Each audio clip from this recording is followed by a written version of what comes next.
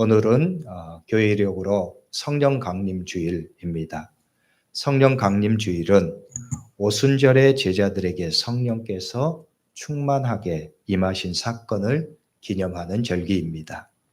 예수님은 승천하시기 전에 제자들에게 성령을 약속하셨습니다.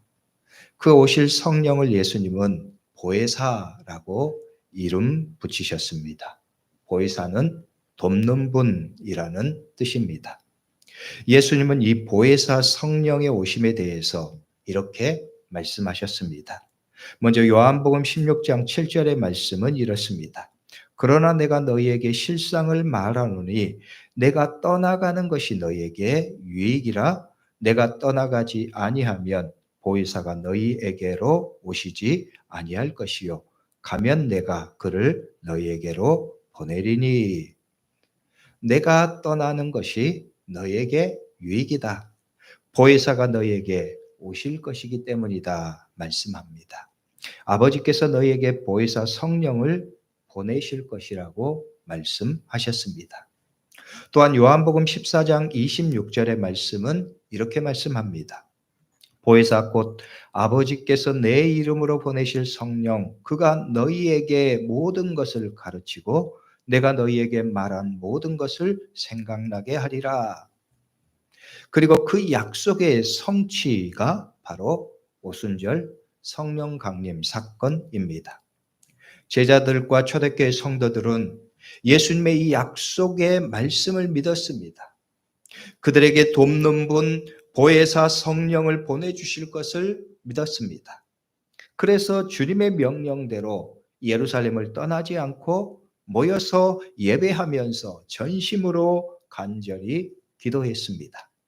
약속하신 보혜사 성령께서 오시기를 기도했습니다. 그들에게 약속대로 성령께서 오셨습니다. 함께 모여서 기도했던 제자들과 초대교회 성도들에게 성령께서 임하셨습니다. 그 임재의 역사는 강력했습니다.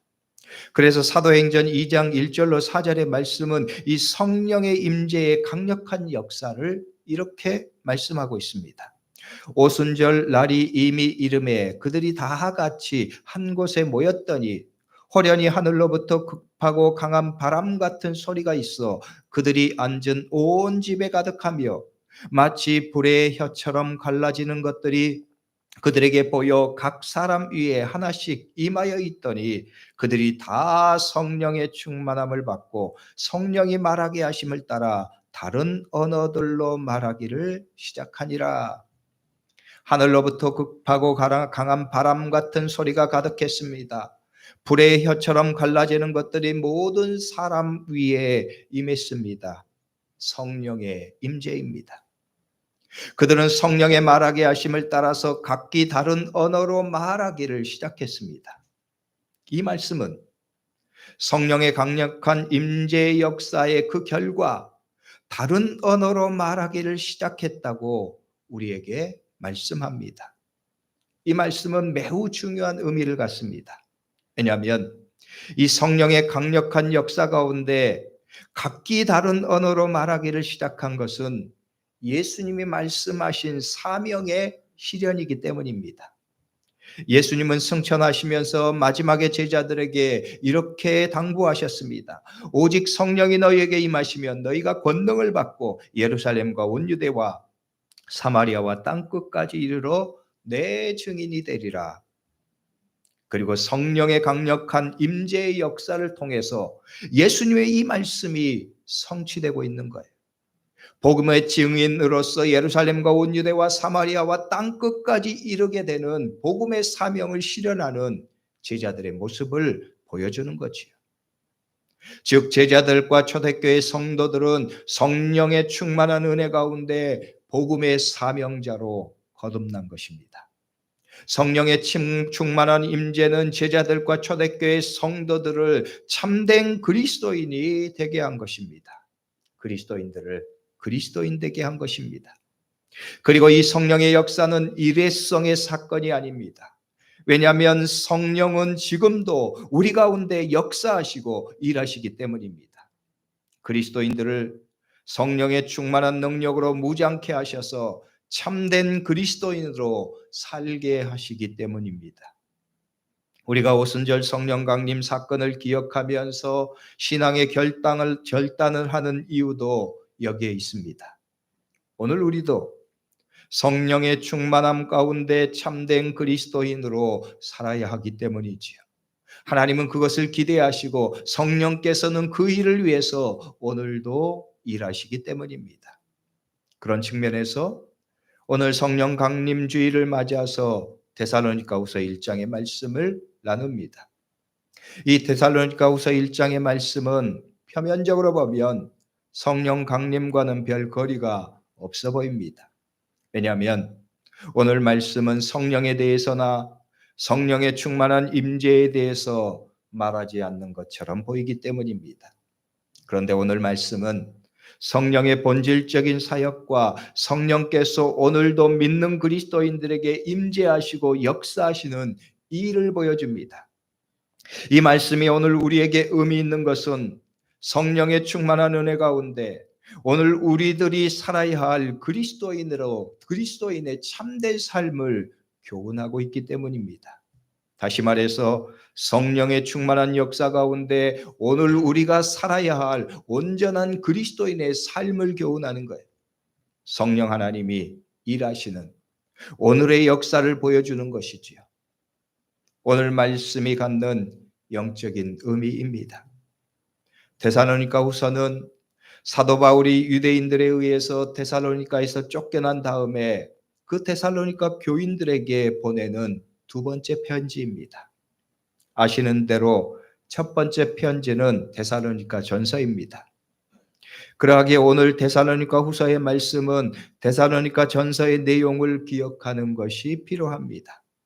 동일한 대상에 대해서 두 번에 걸쳐서 편지를 하는 이유는 앞선 데살로니가 전서의 내용과 연결해서 몇 가지 중요한 일들을 우리에게 교훈합니다. 첫째는 그들의 믿음을 격려하기 위해서입니다. 이 믿음의 격려가 후서의 말씀에서 계속해서 이어집니다. 왜냐하면 그만큼 데살로니가 교인들에게 믿음의 격려가 필요했기 때문입니다. 이 점, 즉 믿음의 격려의 필요성에는 두 가지 사실이 담겨져 있어요. 첫째는 그만큼 데살로니가 교회가 겪는 영적인 상황이 어렵다는 것입니다. 박해와 시련의 상황에 처해 있는 데살로니가 교인들을 보면서 사도 바울은 계속해서 그들을 믿음으로 격려하기를 원했습니다. 이 점은 오늘 우리의 신앙생활에서도 적용됩니다. 그것은 바로 우리의 상황도 어려움의 상황이지만 우리를 격려하시는 하나님을 바라보고 예수 그리스도를 우리는 알아야 하기 때문입니다. 로마서 8장 26절로 27절의 말씀은 이렇게 말씀해요. 이와 같이 성령도 우리의 연약함을 도우시나니 우리는 마땅히 기도할 바를 알지 못하다 오직 성령이 말할 수 없는 탄식으로 우리를 위하여 친히 간구하시느니라. 마음을 살피시는 이가 성령의 생각을 아시나니 이는 성령이 하나님의 뜻대로 성도를 위하여 간구하심이니라. 성령도 우리의 연약함을 도우신다. 그분께서 마땅히 기도할 바를 우리를 위해서 기도하신다고 말씀합니다. 그런데 성령의 그 기도하심의 마음이 얼마나 간절한지 말할 수 없는 탄식으로 우리를 위해서 기도하신다고 말씀합니다. 새번역의 성경은 이 말할 수 없는 탄식을 이루다 말할 수 없는 탄식이라고 말씀했습니다. 이루다 말할 수 없는 탄식. 어떤 말로도 표현할 수 없는 탄식의 마음으로 우리를 위해서 기도하신다는 것입니다. 성령께서 친히 그렇게 오늘 또 일하신다는 것입니다. 성령뿐이시겠습니까? 이 성령의 탄식은 하나님의 마음을 보여줍니다. 예수 그리스도의 마음을 우리에게 보여줍니다. 그만큼 우리를 사랑하시고 우리를 위해서 격려하시고 기도하시는 하나님의 마음입니다. 예수님은 제자들에게 기도하라고 가르치시면서 동일하게 말씀하셨습니다. 하나님께서 너희의 머리털까지 세시는 분이시다. 그런데 너희의 필요를 모르시겠느냐? 좋은 것을 주시지 않겠느냐? 말씀하셨습니다. 하나님의 사랑이, 우리를 위한 하나님의 사랑이 그러하다는 거예요. 그 마음으로 성령께서 탄식하시며 믿음을 격려하는 거예요. 사도 바울은 그 하나님의 마음을 압니다. 그 성령의 간절한 마음을 압니다. 그러하기에 지금 고난과 시련 가운데서도 믿음으로 전진하고 있는 데살로니가 교회를 보면서 하나님의 말씀과 믿음의 격려의 필요를 생각했습니다. 그래서 편지를 통해서 격려하는 것입니다. 이것이 오늘 사도 바울의 계속된 격려의 마음에서 우리가 알아야 할 영적인 메시지입니다. 우리는 이 사도 바울의 마음을 통해서 하나님의 마음을 아는 거죠. 오늘 예수 그리스도의 마음을 아는 것입니다. 오늘 우리를 통해서 탄식하시며 격려하시고 우리를 바라보시는 성령 하나님의 마음을 우리가 아는 거예요. 그리고 두 번째 우리가 알아야 될 것은 그만큼 데살로니가 교회가 잘하고 있다고 하는 영적인 현재입니다. 너희들은 지금 믿음을 잘 지키고 있다. 너희들의 신앙은 하나님이 기뻐하실 만큼 아름다운 모습이다. 나는 너희들의 이러한 모습을 보면서 끝까지 기도한다. 너희의 이 믿음의 마음, 너희의 이 아름다운 믿음의 모습이 끝까지 지속되기를 나는 간절히 소망한다. 그렇게 격려하는 거예요. 그렇게 기도하는 거예요. 이는 두 번째 사실을 통해서 또한 우리의 믿음의 결단을 우리는 필요로 합니다. 오늘 우리에게 하나님께서 그렇게 기대하시기 때문입니다. 성령 하나님께서 우리에게 그렇게 기대하시기 때문입니다. 하나님의 마음을 아는 거예요. 마치 아버지가 자녀의 삶을 바라보면서 간절한 마음을 갖는 것처럼, 부모가 자녀의 삶을 보면서 간절한 마음을 갖는 것처럼 하나님께서 우리를 그렇게 기대하시고 그렇게 바라보신다는 거예요. 성령 하나님께서 그렇게 우리를 위해서 기도하시고 바라보신다고 하는 것입니다. 이것이 바로 오늘 데살로니가 교회를 향한 하나님의 일하심입니다. 성령의 일하심입니다.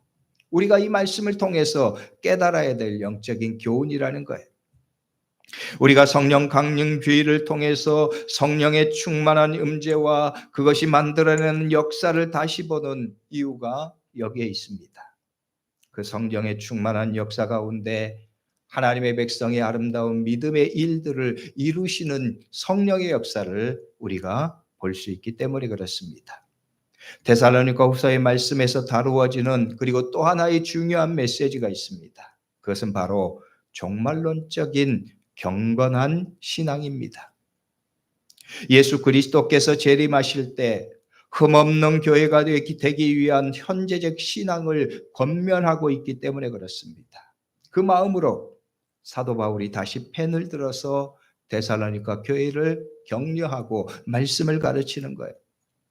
3절의 말씀을 보면 이렇게 말씀하죠. 형제들아 우리가 너희를 위하여 항상 하나님께 감사할지니 이것이 당연함은 너희의 믿음이 더욱 자라고 너희가 다 각기 서로 사랑함이 풍성함이니.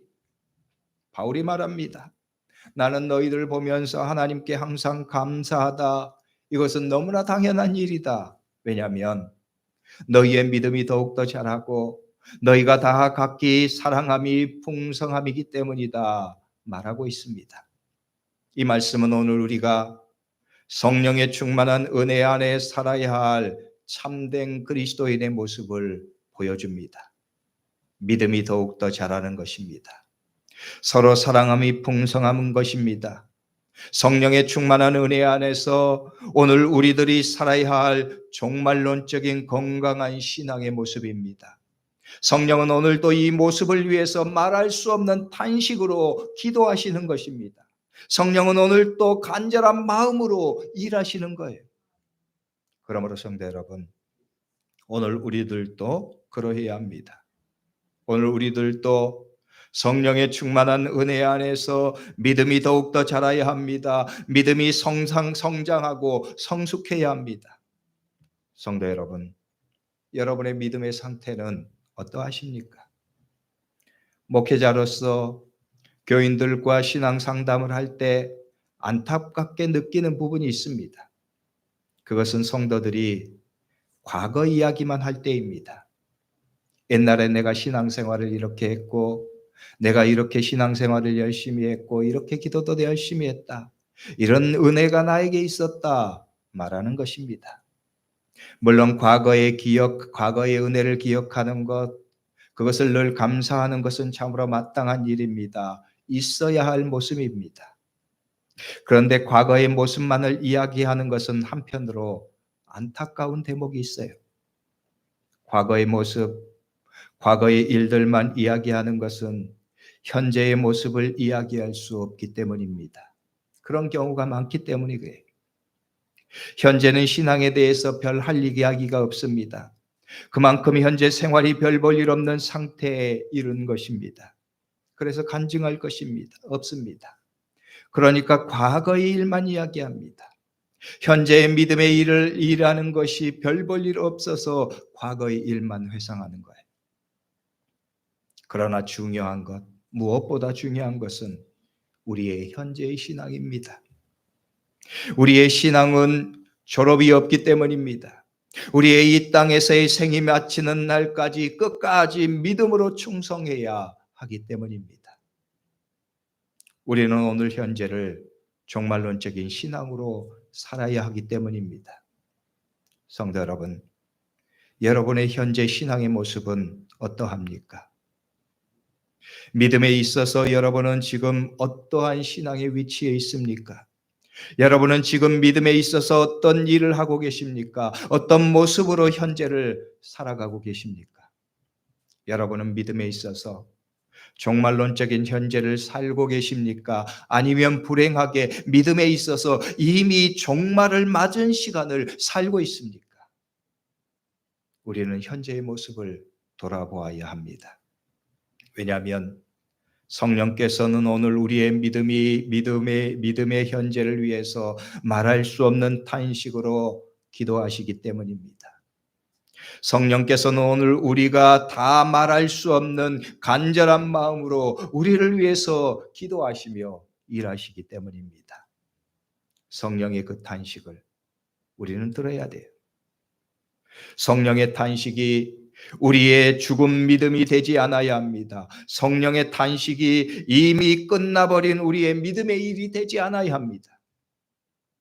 오늘 여러분의 믿음의 현재가 마지막까지 성령의 충만한 은혜 가운데 뜨겁게 불릴 듯 일어나는 역사 가운데 있어야 합니다.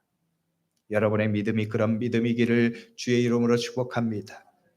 또한 오늘 말씀은 계속해서 너희가 다 각기 서로 사랑함이 풍성함이니 라고 말씀했습니다. 너희의 현재가 각기 서로 사랑함이 풍성하다 말씀합니다. 그리스도인의 현재는 각기 서로 사랑함이 풍성해야 한다는 말씀이에요. 성령께서 오늘도 말할 수 없는 탄식으로 기도하시면서 우리로 하여금 형언할 수 없는 마음으로 일하시면서 우리에게 바라시는 것, 우리에게 하나님께서 기대하시는 것이 우리 각자가 서로 사랑함이 풍성하기를 원하신다는 거예요. 이것이 그리스도인의 종말론적인 현재의 모습이 되어야 한다는 말씀입니다. 다시 말해서 우리의 현재의 모습이 항상 그러해야 한다는 거예요. 각기 서로 사랑함이 풍성한 모습입니다. 성도 여러분, 여러분의 현재의 상태는 어떻습니까? 여러분은 진실로 각기 서로 사랑함이 풍성하십니까? 우리의 현재의 모습은 각기 서로 사랑함이 풍성한 모습입니까? 우리의 현재의 모습이 그러하지 못하다면 성령께서 말할 수 없는 탄식으로 기도하십니다. 성령께서 말할 수 없이 탄식하십니다. 우리 하나님께서 이루다 표현할 수 없는 마음으로 우리를 보시면서 탄식하십니다. 성도 여러분, 여러분의 현재를 보십시오. 우리가 하나님 앞에서 우리의 마지막 모습은 과연 어떻게 그려질지 여러분, 우리는 깊이 새겨야 합니다. 그 모습이 각기 사랑함이 풍성한 모습이어야 합니다. 그런데 때로는 우리의 모습이 그 반대의 모습이 아닌지요. 모여서 이야기하는 것이 다른 성도들의 험담함입니다. 서로 주고받는 이야기가 다른 사람의 허물이고 불만스러운 모습입니다. 대화의 내용이 대부분이 부정적인 말이고 다른 사람에게 상처가 되는 말입니다. 그러면 성령께서 탄식하실 일입니다. 그러면 우리 하나님께서 이루마 말할 수 없는 탄식의 마음으로 애통하십니다. 하나님은 오늘 우리에게 이렇게 말씀하세요. 육체의 일은 분명하니 곧 음행과 더러운 것과 호색과 우상 숭배와 주술과 원수 맺는 것과 분쟁과 시기와 분냄과 당 짓는 것과 분열함과 이단과 투기와 술 취함과 방탕함과 또 그와 같은 것들이라. 전에 너희에게 경계한 것 같이 경계하노니 이런 일을 하는 자들은 하나님의 나라를 유업으로 받지 못할 것이요 오직 성령의 열매는 사랑과 희락과 화평과 오래 참음과 자비와 양성과 충성과 온유와 절제니 이 같은 것을 금지할 법이 없느니라. 성경은 말씀합니다. 분쟁과 시기와 분냄과 당지는 것과 분열과 이단과 이런 일들을 하는 자들은 하나님의 나라를 유업으로 받을 수 없다. 오직 성령의 열매는 사랑과 희락과 화평과 오래 참음과 자비와 양성과 충성과 온율과 절제이다. 두려운 경고의 말씀입니다. 그리고 준엄한 하나님의 명령입니다.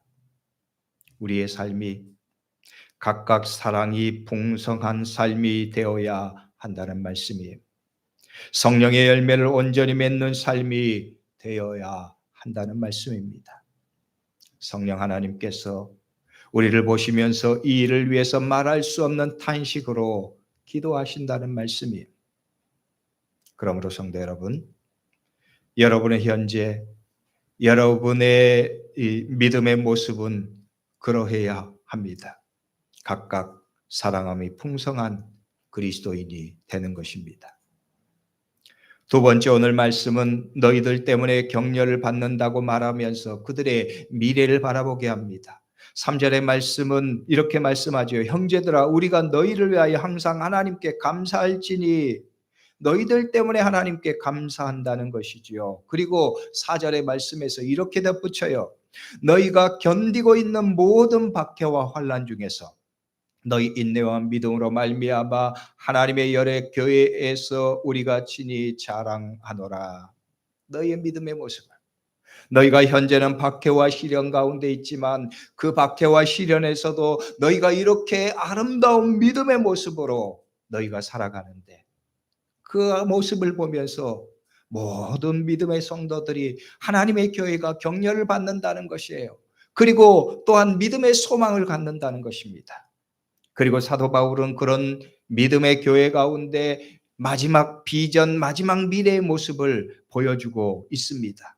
그것이 바로 10절로 12절의 말씀이에요. 너희가 믿음 가운데 이런 삶을 살기에 너희의 미래는 이러하다고 하는 소망을 드러내는 것입니다. 이렇게 말씀하죠. 그날에 그가 강림하사 그의 성도들에게 영광을 받으시고 모든 믿는 자들에게서 놀랍게 여김을 얻으시리니 이는 우리의 증거가 너희에게 믿어졌습니다. 이러므로 우리도 항상 너희를 위하여 기도함은 우리 하나님이 너희를 그 부르심에 합당한 자로 여기시고 모든 선을 기뻐함과 믿음의 역사를 능력으로 이루게 하시고 우리 하나님과 주 예수 그리스도의 은혜대로 우리 주 예수의 이름이 너희 가운데서 영광을 받으시고 너희도 그 안에서 영광을 받게 하려 함이라. 그날에 그가 강림하사 마지막 때의 영광스러운 미래입니다. 우리도 항상 너희를 위하여 기도함은 그 마지막 영광스러운 미래에 합당한 모습을 위해서 기도하는 성령 하나님의 간절한 마음입니다.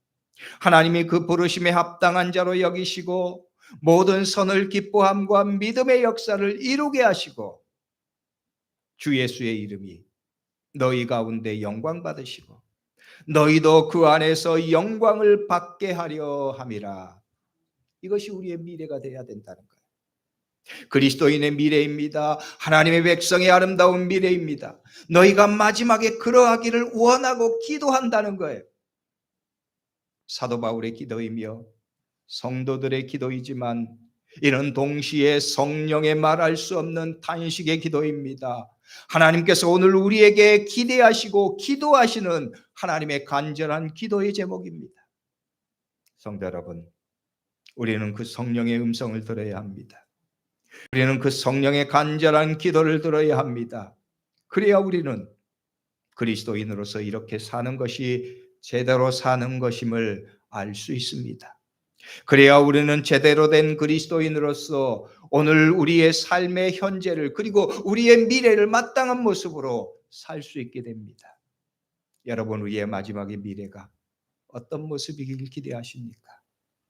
초라한 모습, 하나님 앞에 부끄러운 모습이 아니라 그리스도 안에서 그리스도의 영광스러운 모습을 바라보면서 그 영광에 기쁘게 참여하는 믿음의 사람들이 되어야 합니다.